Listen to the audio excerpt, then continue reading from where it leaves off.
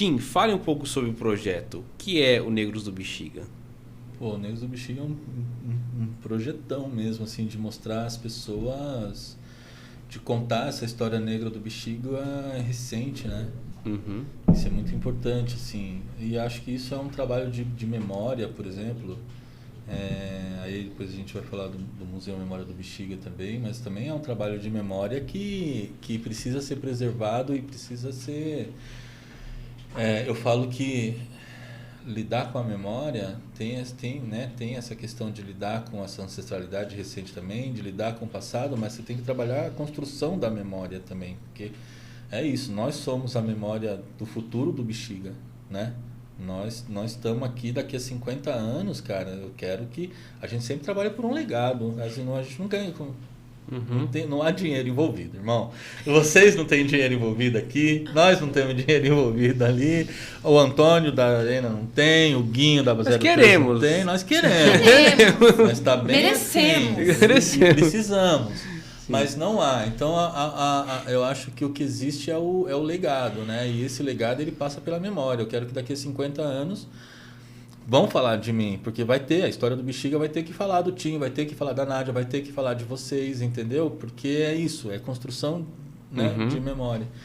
Então o Negros do Bexiga está inserido totalmente nesse contexto de mostrar quem são as pessoas negras que fazem esse trabalho, porque essa questão do italiano, Bexiga, ela foi vendida e ela foi comprada também, né? Acho que tem uma coisa no Brasil... Desculpa te interromper, mas quando que começou a ser vendida essa história do Bexiga com o bairro italiano?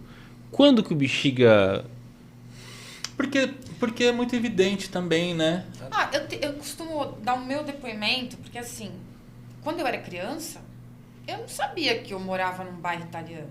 Sabia que tinha coisas italianas, porque eu chegava na escola, a maioria dos meus amigos não era italiano, a maioria era negro, né? mas sim. E assim, a gente não tinha essa noção de que a gente sabia que tinha umas cantinas, que tinha umas padarias, mas também tinha o vai-vai, tinha os sambas.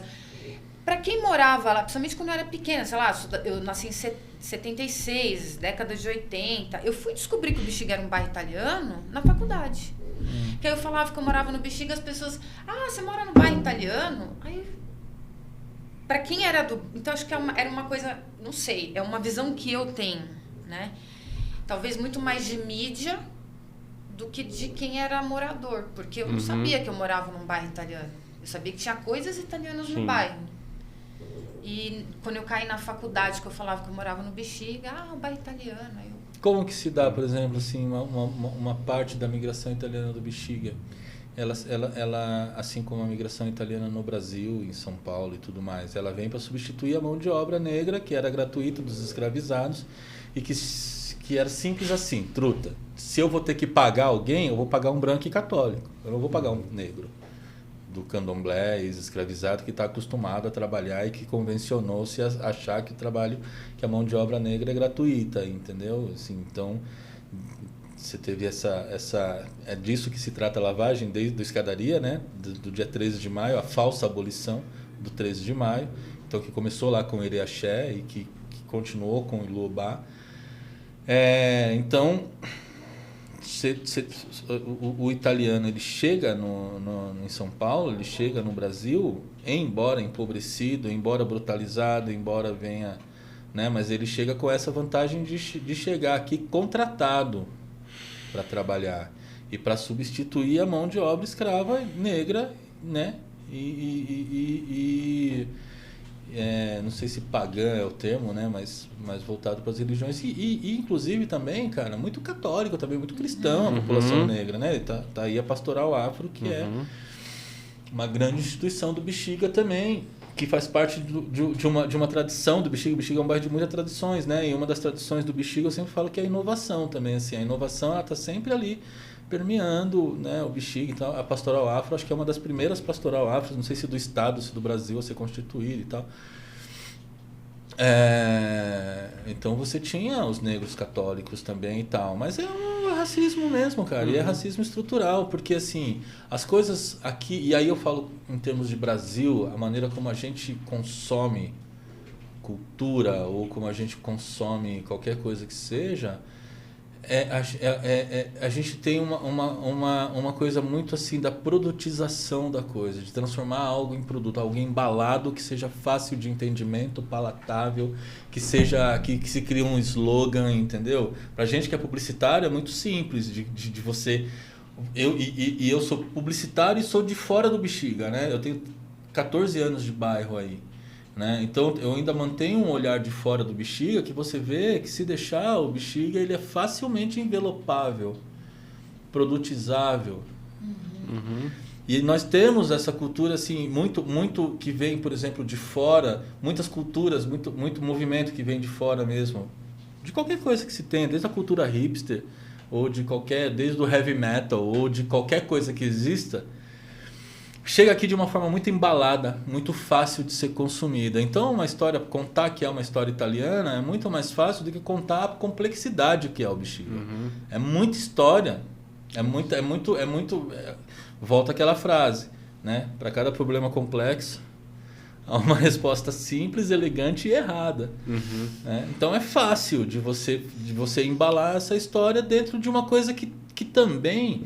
é fácil de ser comprada porque você espera isso. Então é muito mais fácil de falar que o Bexiga é um bairro italiano, porque você já vai para a Europa, porque você já vai para uma cultura branca, porque você já vai para uma cultura que, embora, por exemplo, sejam italianos que vieram para cá, pobres, que vieram do sul da Itália, Sicília, Nápoles e Calábria e tudo mais, que esse italiano pobre...